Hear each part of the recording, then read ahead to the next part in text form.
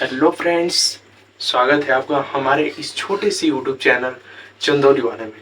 दोस्तों, आप लोग अगर इस चैनल पर नए हो तो चैनल को सब्सक्राइब कर लें और अपने दोस्तों को शेयर कर लें। तो दोस्तों, आज हम ग्रेविटेशन का अगला लेक्चर पढ़ने वाले हैं।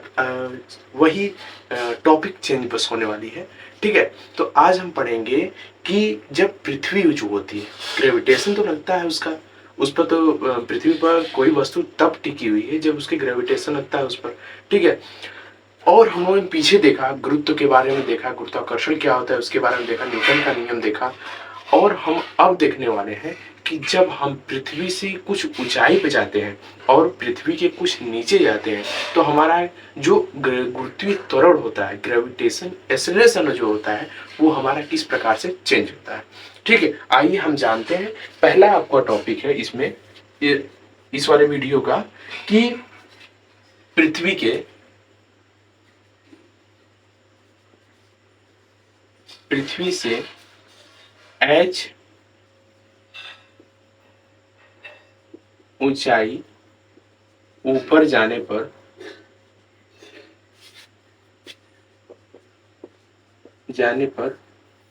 या एच ऊंचाई ऊपर जाने पर जी का मान हमारा value of ji when any particle go h height।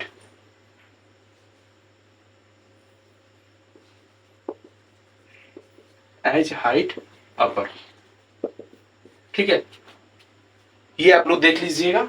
और इसमें हम देखते हैं कि अगर सपोज एंड मान लीजिए कि एक पृथ्वी है, ठीक, एक यहाँ पे इसको बनाते हैं कि एक पृथ्वी है ये, और इसका मिड पॉइंट क्या है, यहाँ पर पी है। ठीक, और इसकी त्रिज्या जो है, हमारी त्रिज्या जो है ये आर है, आर ई। ठीक है, और यहाँ पर जो द्रव्यमान रखा गया है इसको ओ मान लेते हैं, इसको पी मान लेते हैं। ठीक है, इसको पी मान लेते हैं। यहाँ पर जो द्रव्यमान रखा गया है इस पर लग रहा है, ठीक है, ये त्रिज्या हो गई आर ई, त्रिज्या हो गई इसकी। ठीक है, पृथ्वी की त्रिज्या आर ई हो गई, पी पॉइंट पर रखा गया यहाँ पे, और पूछा है कि हमारा एच ऊंचाई तक, मान लीजिए सपोज दैट यहां तक जाता है एम द्रव्यमान, जो ये एम मास है यहां तक जाता है। ठीक है, यहां तक जाता है, इसके बीच की ऊंचाई जो है ये वाली ऊंचाई, ये वाली एच है। ठीक है, ये वाली ऊंचाई एच है और ये आर ई है, ये आर ई है। ठीक है, ये त्रिज्या है, रेडियस है। ठीक, और हम देखते हैं इसमें कि हमारा जो माना, यहाँ पर इस प्रकार से लिखेंगे आप लोग, जो पेपर में लिखिएगा ना, पेपर में इस प्रकार से लिखिएगा, माना पृथ्वी की त्रिज्या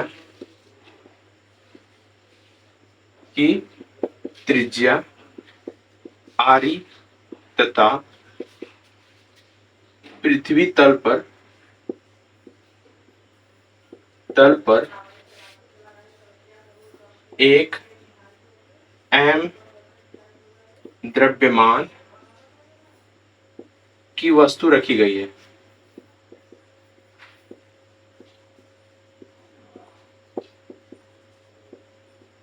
ठीक है, एम द्रव्यमान की वस्तु रखी गई है।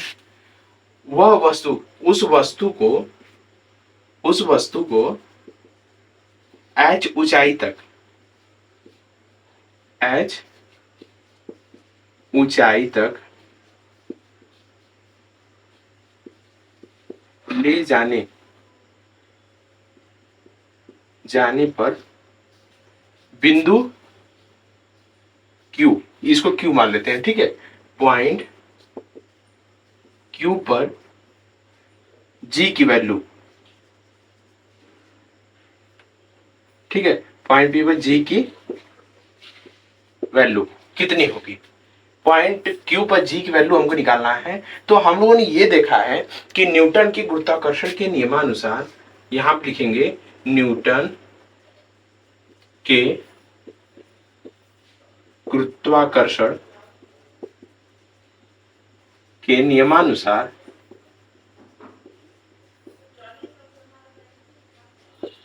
गुरुत्वाकर्षण के नियमानुसार F is equal to G M M upon R square होता है, G M M upon R square. अब हम यहाँ पर देखेंगे अगर G M M upon R square यहाँ पर हो रहा है तो इसमें जो फोर्स है इसकी वैल्यू है, ठीक है। यहाँ पे इसका फोर्स कितना लग रहा है, यहाँ पे हमारा फोर्स लगेगा कि हम इसको हटाते हैं, ठीक है। अब इसको हटाते हैं और आगे देखते हैं, ये आप लोग स्क्रीनशॉट लेकर या फिर लिख लीजिएगा, ठीक है, वीडियो यूज करके। हम इसको हटाते हैं यहाँ से, जब उसको एच ऊंचाई पर ऊपर लेते हैं, एच ऊंचाई ऊपर पर, तो हमारा एफ यहाँ पर कितना लगेगा कि F is equal to M G लगेगा, यहाँ पर एम जी लगेगा, F is equal to M G. तो एम जी की वैल्यू जब इसमें रखेंगे तो एम जी की value keep the value of, ये सपोज मान लीजिए पहला इक्वेशन हो गया और ये दूसरा इक्वेशन हो गया, ठीक है। और हम अगर एम जी की वैल्यू इसमें रखें तो एम जी इजकल टू क्या होगा, G M M upon R square होगा। तो इससे ये कट जाएगा तो हमारा कितना बचेगा, हमारा कि G is equal to G capital M upon R square, इतना बचेगा हमारा, ठीक। यहाँ तक आया हम लोग का। और हम देखते हैं यहाँ तो अभी इसकी वैल्यू आई, इसकी वैल्यू R अपन आर ई स्क्वायर, ठीक है। यहाँ पर आर ई स्क्वायर लिखेंगे, आर ई का स्क्वायर, यहाँ पर आर ई का स्क्वायर, ठीक है। ये हमारा अभी आया। और हम देखेंगे कि h ऊंचाई पर कितना हो रहा है, h ऊंचाई पर g की वैल्यू कितनी हो रही है। तो यहां से हम निकालेंगे कि mg, यहाँ पर बस सिर्फ क्या होगा कि आर ई माइनस आर ई है प्लस h, h ऊंचाई भी जा रहा है तो हमारी त्रिज्या कितनी हो गई, त्रिज्या is equal to R E plus H, ठीक है। त्रिज्या ये हो गई हमारी। और हम ये देखते हैं कि आर ई प्लस एच हो गई त्रिज्या, तो हमारा सेकेंड इक्वेशन, थर्ड इक्वेशन क्या बनेगा कि एम जी डैश, यहाँ पर जी डैश है, ठीक है, यहाँ पर जी डैश है, यहाँ पर जी है, इसकी वैल्यू पृथ्वी तल पर वैल्यू कितनी जी आ रही है और एच ऊंचाई पर जी डैश आ रही है, ठीक है। G dash is equal to हमारा कितना होगा कि जी M M upon R E plus H का स्क्वायर, ठीक है। इतना हो गया हम लोग का। तो हम यहाँ पे जी से जी काट दिए, कट गया यहाँ पे, ठीक है। हमारा जी डैश बचा, g dash equal g m upon r ई प्लस एच का स्क्वायर। तो हम यहाँ क्या देखते हैं कि ये हमारा इक्वेशन कितना हो गया, थर्ड इक्वेशन हो गया, ठीक है। When we merge third equation, अगर हम थर्ड इक्वेशन को इसमें सेकेंड इक्वेशन से डिवाइड करें तो हम सेकेंड थर्ड समीकरण थर्ड को, समीकरण तीसरा को सेकेंड से डिवाइड करें तो हमको क्या निकल कर आता है, हमको मिलता है, इसको हम हटाते हैं, ठीक है। इसको हम हटाते हैं तो प्राप्त होता है, हमको मिलता है कि g dash upon g is equal to, हमारा ये क्या है, सेकेंड इक्वेशन, थर्ड है ना, थर्ड है, तो हमको G M upon R E plus H का होल स्क्वायर मिलता है। और ये जी की वैल्यू कितनी है, जी की वैल्यू अपान में कर देंगे, G M upon R E का स्क्वायर हो जाएगा। तो जी एम से जी एम कट गया, यहाँ पे जी एम से जी एम कट गया, तो हमारा ये निकल कर आया कि g dash upon ji is equal to, अगर हम इसको ऊपर ले जाएं तो आर ई का square upon R E plus H का स्क्वायर मिलेगा, ये मिलेगा ना। तो अगर हम g dash is equal to देखें, यहाँ पर हमको निकालना है ना कि यहाँ पर g की वैल्यू कितनी आई है, हमारा g डैश की वैल्यू यहाँ पे कितनी आई है। तो g dash is equal to g bracket में आर ई का होल स्क्वायर, ठीक है, upon R E plus H का होल स्क्वायर। ये हमारा निकल कर आंसर आ गया, ठीक है। ये हमारा आंसर निकल गया। ये इसी फार्मूले पर अगर हमारा कोई मास जो है, हमारा कोई मास पृथ्वी से h ऊंचाई ऊपर तक जाता है तो हम अगर हमको g की वैल्यू निकालनी है, g की वैल्यू लगातार हमेशा चेंज होती रहती है, ठीक है, हमेशा चेंज होती रहती है। उसको आगे हम देखेंगे, लेकिन इसमें पहले सबसे पहले देख लें हम कि हमारा जो ये वैल्यू है, इसकी वैल्यू अगर जी ऊंचाई पर निकालनी है तो हम इससे निकालेंगे, ठीक है। और उसके बाद आता है कि अगर हमारी वैल्यू, और जो हमारी वैल्यू आई है जी की वैल्यू, हमारी जो जी की वैल्यू आई है, g is equal to g dash is equal to g upon 1 plus h 1 plus जो हमारा एच है ना, एच अपान सॉरी जो हमारी वैल्यू आई है, हमारी वैल्यू कितनी आई है, जी डैश जी हमारा यही ना आया था, g dash upon g is equal to are e upon R E plus H का होल स्क्वायर, ये भी होल स्क्वायर था। ठीक है, g dash is equal to g bracket में आर ई का whole square upon R E plus H का whole square, यही ना आया था हम लोग का। तो हम ये क्या करेंगे, g dash is equal to R E का होल स्क्वायर यहाँ पे, तो आर ई प्लस एच का यहाँ पे होल स्क्वायर है, तो हम ये कर सकते हैं आर ई को बाहर निकाल दें, अगर जी ब्रैकेट में आर ई को बाहर निकाल दें, आर ई स्क्वायर को बाहर निकाल दें, तो हमारा क्या बचेगा, 1/1 plus h upon R E बचेगा यहाँ पे। ठीक है, ये बचेगा और अपान आर ई का होल स्क्वायर, तो ये आर ई से आर ई कट गया, तो हमारा कितना बचेगा कि g dash is equal to g bracket में 1/1 plus h upon are e. ठीक है, आर ई का इसका इस पूरे का होल स्क्वायर। ठीक है, इतना बचेगा। हम लोग का ये फार्मूला निकल कर आया। अगर देखिए यहाँ पर हमको देखना होगा, तो आर ई की वैल्यू, अगर आर ई की वैल्यू हम बढ़ाते हैं, आर ई की वैल्यू बढ़ाते जाए तो जी की वैल्यू हमारी घटती जाएगी। जब हमारा आर ई की वैल्यू घटाई जाए तो हमारी क्या होगी, जी की वैल्यू बढ़ेगी। ठीक है, इसी प्रकार से हम ये देखते हैं, हमारा एक क्वेश्चन भी पूछता है, कॉम्पिटेटिव एग्जाम में भी ये क्वेश्चन पूछता है कि अगर पृथ्वी से कोई भी द्रव्यमान, मान लीजिए सपोज एन द्रव्यमान की कोई वस्तु है, एच ऊंचाई ऊपर ले जा रही है, तो ऊपर ले जाने पर पृथ्वी का जो ये जी के त्वरण है, जो एक्सेलरेशन है, वो कम होगा या ज्यादा होगा, ये हमसे पूछेगा। तो हमारा क्या होगा, एच ऊंचाई ऊपर ले जाने पर अगर आर ई की वैल्यू बढ़ाई जाए तो हमारा क्या होगा, जी की वैल्यू घटेगी। ठीक, जी डैश की वैल्यू घटेगी। अगर आर ई की वैल्यू बढ़ा दी जाए तो इसकी वैल्यू घटेगी, अगर उसको घटा दी जाए तो इसकी वैल्यू बढ़ जाएगी। ठीक है, और हम देखते हैं कि अगर आर ई जो उसकी त्रिज्या है 6400 होती है ना त्रिज्या उसकी, 6400 किमी है ना पृथ्वी की त्रिज्या, तो उसको रेडियस को क्या करेंगे, उस आर ई अगर सपोज दैट कि H is equal to are E, कोई वस्तु क्या है कि इसके पृथ्वी की त्रिज्या के बराबर दूरी तय कर ली, उतनी दूरी पर है, तो हमको जी डैश की वैल्यू निकालनी है। तो g dash is equal to g 1/1 plus r e upon are e. ठीक है, ये आ गया, आर ई से आर ई कट गया, 1 बचा, तो g dash is equal to g bracket में 1/2 ये स्क्वायर है। ठीक है, 1/2 का होल स्क्वायर हो जाएगा, तो g dash is equal to g अपान 4, ये हमारा निकल कर आएगा।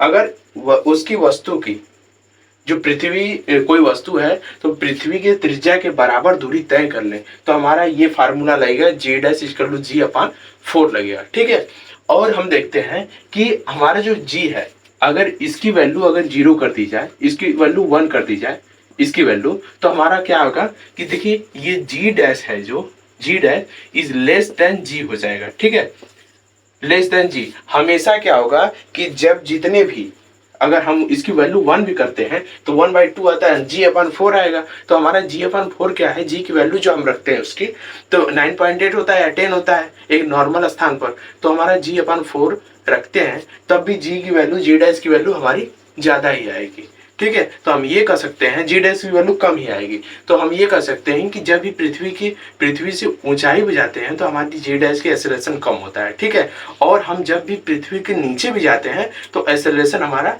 ये जो जी डैश की वैल्यू है तो हमारी कम होती है। ठीक है, तो हम जो जब पृथ्वी के नीचे अंदर जा रही है वस्तु उसको हम देखते हैं। ठीक है, ये तो ऊपर जा रही है और अंदर की ओर जा रही है, तो उसको किस प्रकार से डिफाइन करते हैं उसको देखते हैं।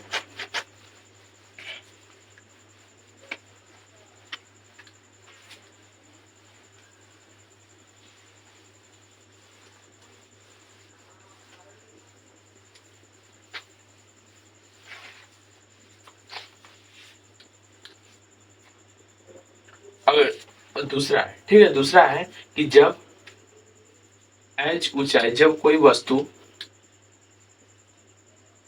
किसी वस्तु को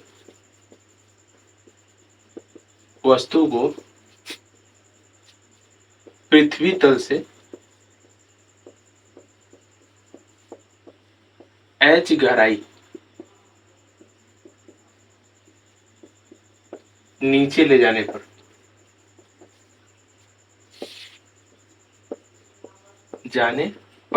ठीक है, एच गहराई नीचे ले जाने पर क्या होगा, उसको जी की वैल्यू, जी डैश की वैल्यू निकालनी है हमको। ठीक है, जी डैश की वैल्यू निकालनी है। अगर सपोज दैट मान लीजिए कि जिस प्रकार से हमने कि एब इसकी वैल्यू हमने रखा कि जी की वैल्यू, तो हम लोग देखिए अगर सपोज दैट ये मान लीजिए पृथ्वी है, ठीक है, एक ये पृथ्वी हो गई, ये हमारी पृथ्वी हो गई, ठीक, अर्थ, और इसके ऊपर जो है एच गहराई, ये तो ये मेन है, ठीक है, ये मेन है अर्थ। इस प्रकार से हम इसका शेप बनाएंगे और यहाँ पे क्या करेंगे, हमारी वस्तु यहाँ पर है, ठीक, यहाँ हमारी वस्तु हो गई, एच गहराई अंदर, यहां से एच गहराई अंदर है वस्तु, और इसका मिड पॉइंट क्या है, हमारा मिड पॉइंट जो है वो आर ई है। इसकी रेडियस, इस छोटे गोले की रेडियस क्या है, आर ई है, और बड़े गोले की रेडियस क्या है, आर ई प्लस एच है। आर ई है, ये है, और ये क्या है, ये एच है। तो हमारा हम यहां पे लिखेंगे, माना पृथ्वी की त्रिज्या, रेडियस ऑफ अर्थ, पृथ्वी की त्रिज्या, ठीक है, रेडियस, तो हमारी क्या होगी, आर ई है, ठीक है, एंड एच ऊंचाई ऊपर, एच ऊंचाई गहराई नीचे, तो एक्चुअल रेडियस क्या है, actual radius R E plus H है, ठीक है, आर ई प्लस एच है, सब सॉरी, अगर हम मान लें कि एक्चुअल ही आर ई मान लें तो हमारा क्या होगा, सॉल्व करने में हमको आसानी होगी, ठीक है, सॉल्व करने में हमको आसानी होगी। तो एक्चुअल रेडियस हम मान लेते हैं आर ई, और आर ई माइनस एच कर देते हैं, ठीक है, इसकी छोटे गोले की radius R E minus H हो जाएगी, और हमारी एक्चुअल ये रेडियस जो है आर ई है, एंड एक्चुअल छोटे गोले की रेडियस एच गहराई नीचे पर, एच गहराई नीचे, एच गहराई नीचे, इसकी रेडियस जो होगी, अर्थ की रेडियस, अर्थ की रेडियस क्या होगी, आर ई माइनस एच, ठीक है, ये हम लोगों ने देख लिया। और अगर सपोज दैट यहाँ पर जो वस्तु रखी गई है वो एम है, एम द्रव्यमान की है, वस्तु का द्रव्यमान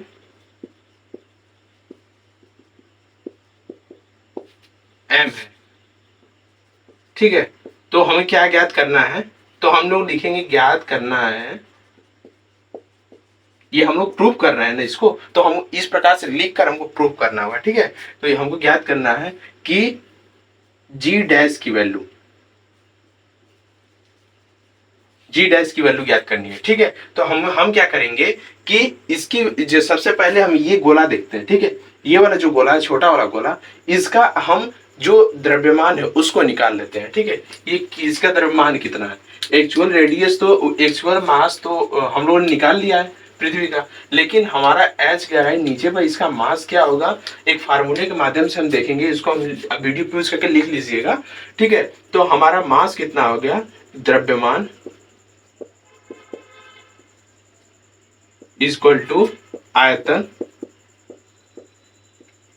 इंटू घनत्व, ठीक है, ये mass equal to volume into mass equal to volume into density, ठीक है, ये हो गया। तो मास हमारा क्या है, पृथ्वी का मास m ही है, ठीक है, और वॉल्यूम क्या है, एक गोले का वॉल्यूम क्या होता है, आयतन क्या होता है, 4/3 pi are cube, into density को क्या करेंगे हम, इसको रो से इंडिकेट करेंगे, ठीक है, रो से, डेंसिटी इक्वल टू रो, ठीक है, रो से इंडिकेट करेंगे।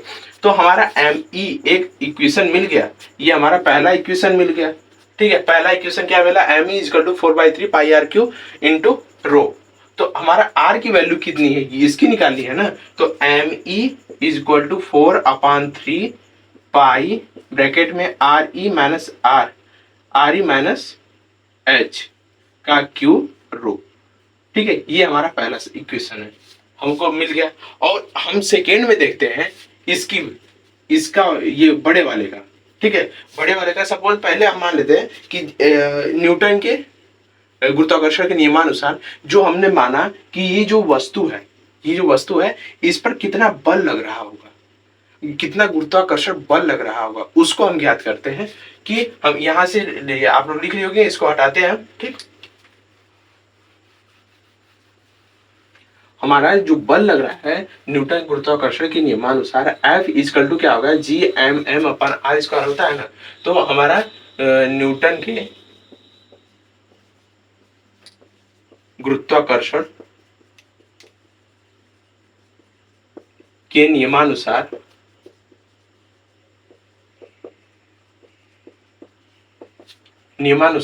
हमारा क्या होता है कि F equal to G M M upon R square, G capital M upon R square होता है। ठीक है, ये हमारा होता है। तो हम क्या करेंगे कि एक वैल्यू हमारी क्या हो जाएगी, जी की वैल्यू हमको निकालनी है ना, जी की वैल्यू निकाल लिए।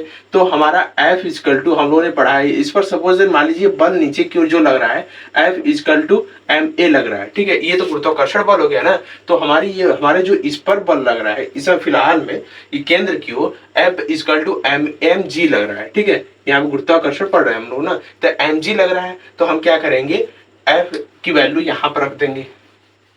F की वैल्यू जैसे हम यहाँ पर रखते हैं तो हमारा निकल कर आता है M G is equal to G. M की वैल्यू हम लोगों ने क्या निकाला, एम की वैल्यू कि 4/3 पाई आर ई माइनस एच का क्यूब रो, ये हम लोग निकाला इंटू एम अपान आर जो है, आर एक्चुअल त्रिज्या है। ठीक है, आर ये आर पूरा है, आर माइनस एच का क्यूब। ठीक है, ये हम लोगों ने निकाल लिया। ये सेकेंड वाला, ये मान लीजिए सपोज है, मान लीजिए फर्स्ट है। ठीक, ये मान लीजिए सपोज है ये फर्स्ट है।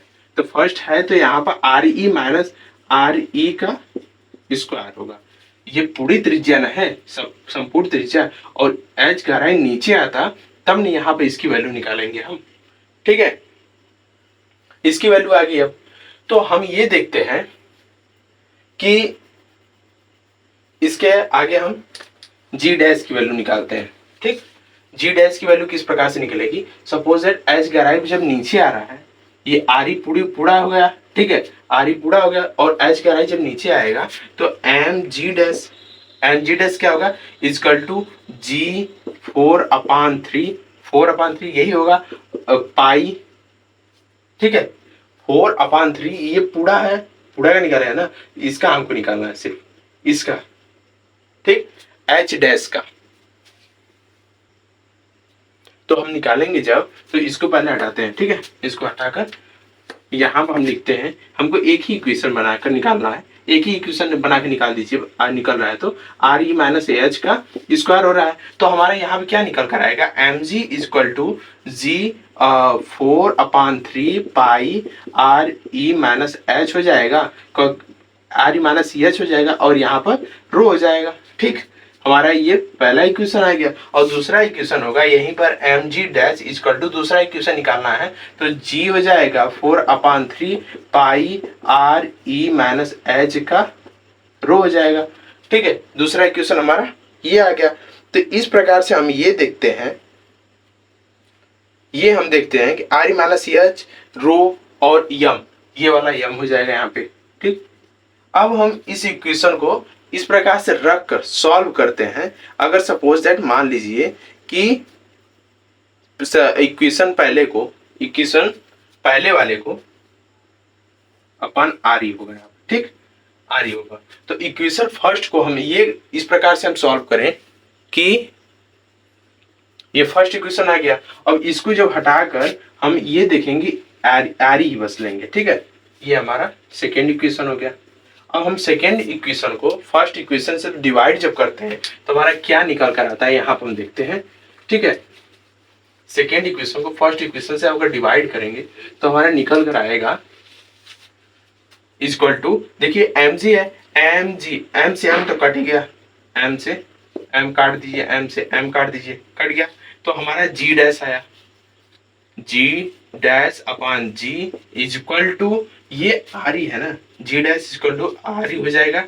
देखिए G M G 4/3 pi R e, ठीक है, पाई आर ई रो एम था, तो एम तो हटा ही दीजिए, अपॉन जी ब्रैकेट में 4/3 पाई आर ई माइनस एच रो, ठीक है, ये हो गया। तो हमारा जी से जी कट गया, 4 पाई से 4 ये कट गया, पाई से पाई कट गया, रो से रो कट गया, तो हमारा निकल के आता है g upon ji is equal to are e upon R E minus H हो गया यहाँ पे, ठीक है, आर ई माइनस एच। अगर हम आर ई को कॉमन ले लें, यहाँ से जो पृथ्वी का रेडियस है उसको कॉमन ले लें, तो g dash upon ji is equal to क्या होगा, r e upon are e, ठीक है, 1 minus h upon are e, ये हमारा कॉमन हो गया, आर ई से आर ई कट गया, g dash upon ji is equal to 1/1 minus h upon are e, ठीक है, ये निकल के आ रहा है। और हम यहाँ पे इसको लिख लेते हैं, क्लीन से लिखेंगे कि g dash upon ji is equal to 1/1 minus h upon are e. यहाँ पे हम देखेंगे कि जब भी हम जी की वैल्यू, जो हमारी जी की वैल्यू है उसको हम जब भी बढ़ाते हैं, यहाँ पर आर ई की वैल्यू जब भी बढ़ाते हैं तो जी की वैल्यू क्या आती है, जी की वैल्यू कम हो जाती है। अगर हम आर ई की वैल्यू घटाएंगे तो जी की वैल्यू बढ़ जाएगी, ठीक है, हमारा यही अपोजिट होता है। और यहाँ भी ये बनता है कि g dash is less than जी, हमारा जी डैश है हमेशा जी से छोटा रहेगा, ठीक है, क्योंकि अगर जब हम पृथ्वी के नीचे जाते हैं तो हमारा जी जो एक्सेलरेशन होता है, ग्रेविटेशनल एक्सेलरेशन ऑलवेज रिड्यूस, ठीक है, इंक्रीज नहीं होता है, रिड्यूस होता है, ठीक है, डिक्रीज होता है हमेशा। और जब भी अगर रेडियस को अगर घटाते जाएं, रेडियस जितना घटाते जाएंगे उतना हमारा जी की वैल्यू, जी डैश की वैल्यू हमेशा इंक्रीज होती रहेगी, ठीक है। अब इसके बाद आता है हमारा कि ये जो वस्तु होती है, हमेशा आप लोगों ने देखा है कि मिसाइल गिरते समय, हमें 3D में आप लोगों ने देखा होगा, मूवी में देखा होगा कि मिसाइल गिरते समय सीधी नहीं गिरती है, हमेशा सीधी नहीं गिरेगी, क्योंकि वो जो पृथ्वी का चक्कर लगा रहे, हमेशा जो ध्रुव है, ध्रुव पर जी की वैल्यू हमेशा ज्यादा रहेगी, मैक्सिमम रहेगी, ठीक है, और विषुवत रेखा पर जी की वैल्यू हमेशा कम रहती है। जी की वैल्यू ध्रुवों पर सबसे ज्यादा रहती है और विषुवत रेखा पर कम होती है, क्योंकि ये जो रेडियस होती है, रेडियस, ये पृथ्वी क्या है कि पृथ्वी एकदम गोली नहीं है, ठीक है, वो एक चपटी है, उसके किनारे पर थोड़ा थोड़ा चपटी है, और विषुवत रेखा पर वो 21 किलोमीटर ध्रुवों से अधिक है, ठीक है। हम जब रेडियस जो है, रेडियस ज्यादा रहेगा तो हमारा क्या होगा, जी की वैल्यू कम रहेगी, अगर रेडियस कम रहेगा तो जी की वैल्यू ज्यादा रहेगी, इसीलिए ध्रुवों पर हमारे जी का वैल्यू जो है, हमारा जी का वैल्यू कम है, तो हमारा आर ई की वैल्यू जो रेडियस से कम है तो जी की वैल्यू ज्यादा है, और विषुवत रेखा पर आर ई की वैल्यू जो है ज्यादा है, तो इसीलिए हमारी जी की वैल्यू कम है, ठीक। उसके आगे जस्ट हम देखते हैं कि हम किस प्रकार से उसको सॉल्व करते हैं, एक फार्मूले के माध्यम से उसको हम निकालेंगे, ठीक।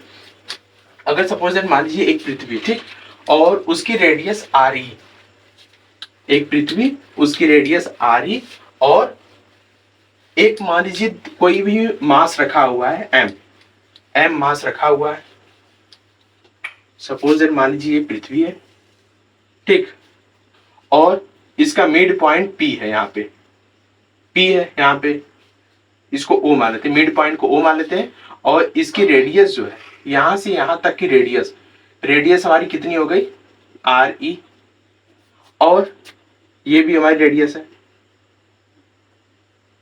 ठीक है, रेडियस को आर ई हम लोगों ने मान लिया, और एक जो मास है पी बिंदु पर मास को रखते हैं, ठीक है, यहां पर हम रखें मास को, और ये जो है यहां से यहां तक आर और यस, आर यस जो है एक धुरी है, वो धुरी पर क्या करेगी, पृथ्वी अपनी धुरी पर चक्कर लगाती रहती है, ठीक है।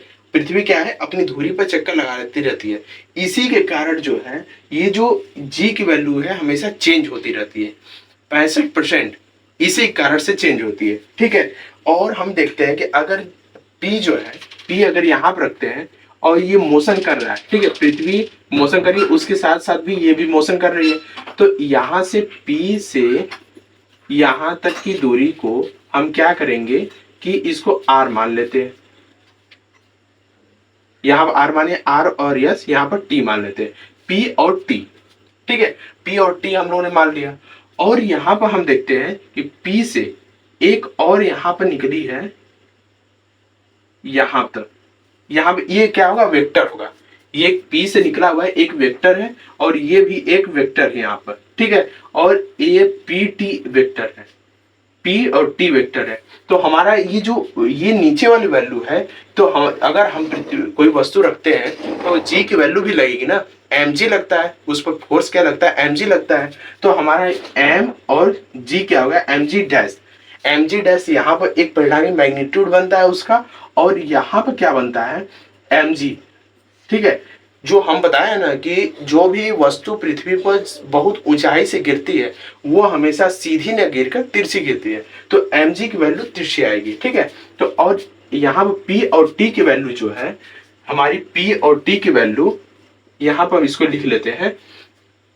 एक इसके बीच की दूरी कितना है, लैम्डा है, इसको लैम्डा मान लेते हैं। और यहां से इसकी दूरी क्या है, p t, और यहाँ पे a मान लेते हैं, पी टी ए, ठीक है। और यहाँ पे एक क्या बनता है, एक चतुर्भुज बनता है, ठीक है, एक रेक्टेंगल के टाइप का बनता है यहाँ पे। और हमारा जो ऊपर का ये जो P और T का वैल्यू है, P और T की वैल्यू में हम इसको अगर ले तो G इजकल टू हमारा M इजकल, यहाँ पर M R E cos lambda, cos lambda हमारा आएगा, ठीक है। M R E cos lambda हमारा यहाँ पर आएगा।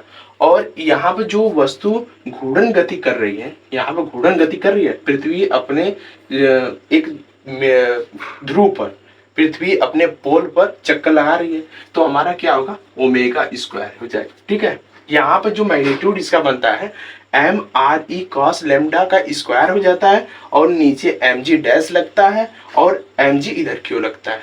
यहाँ तक समझ में आ गया। उसके बाद हम देखते हैं कि ये हमारा जो बन रहा है P, और ये T क्यों लग रहा है ना, और यहाँ पर हम इसको B मान ले अगर, तो हमारा P B, और यहाँ पर Q मान लेते हैं, P B Q, और ये वाला क्या है, ये वाला point P B Q C है, ठीक है। हमारा चतुर्भुज यहाँ पर हम लिखेंगे इसको कि सपोज दैट पृथ्वी की त्रिज्या,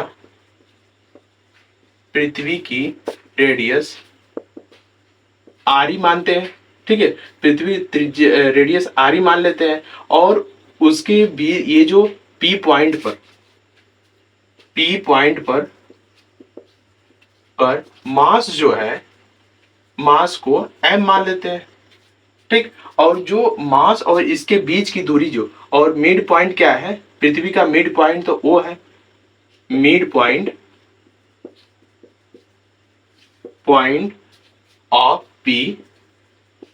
ऑफ P इज O है, ठीक। तो इसके बीच की दूरी, ये जो एंगल बन रहा है POA, जो एंगल बन रहा है वो हमारा लेमडा एंगल बन रहा है, ठीक है। इसको लेमडा मान लेते हैं, इसको लेमडा मानते हैं, तो हमारा ये निकल कर आता है जो M R E cos lambda square है, ओमेगा स्क्वायर है, यहीं से आया है, ठीक है। अगर हम यहाँ पे कॉस थीटा देखें, कॉस थीटा क्या होता है, ये कॉस थीटा आधार अपन कर्ण होता है ना, तो आधार क्या है, इसको मान लेते हैं, और ये कर्ण इसको मान लेते हैं। इसके बीच की दूरी जो है, यहाँ भी ये लेमडा बनेगा, इसको हम पढ़े हैं ना हिंदी में, इसको कहते हैं एकांतर कोण।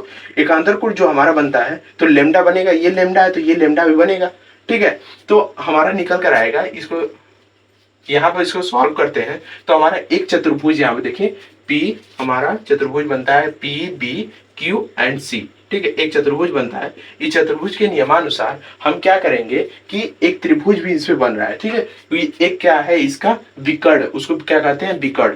पी और क्यू क्या है यहाँ पे, पी एंड क्यू विकर्ण है, चतुर्भुज का क्या है विकर्ण, ठीक। तो हमारा एक त्रिभुज बनता है, त्रिभुज पी क्यू और सी, हमारा जो त्रिभुज बनता है पी क्यू और सी बनता है।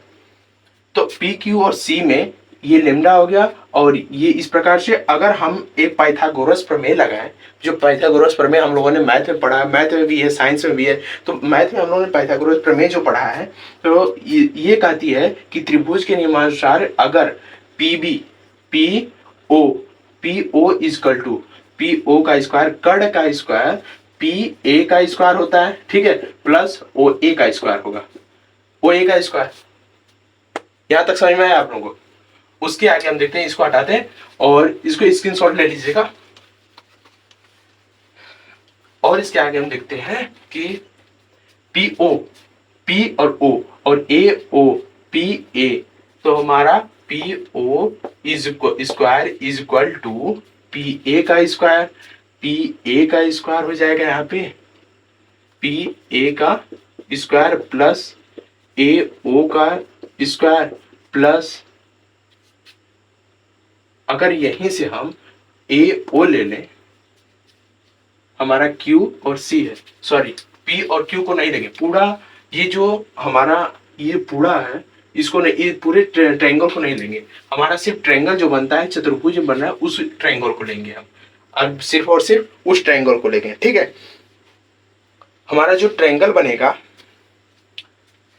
P और C, पी सी का square is equal to P O का स्क्वायर प्लस ए ओ का square plus two P O और ओ ए, हमारा क्या बनेगा पी ओ और ओ ए।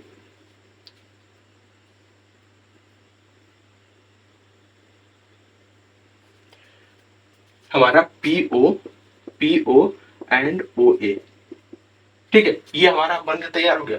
और हम इसकी वैल्यू अब रख देंगे, जो हमारी पीसी की वैल्यू आई है, ओ ए की वैल्यू है, ए ओ की वैल्यू है, पी ओ ए की वैल्यू है, इसकी value keep the value of this equation of this value, ठीक है, इस वैल्यू को रखेंगे। तो पीसी क्या है यहाँ पे, पी और C, PC M G dash है, एम जी डैश का square is equal to P O क्या है, पी ओ एम जी है, this value is mg, mg का स्क्वायर प्लस ao है, ए और o, इसकी वैल्यू क्या है, ao ना लेकर यहां पर हम यहां पर लेंगे q और c,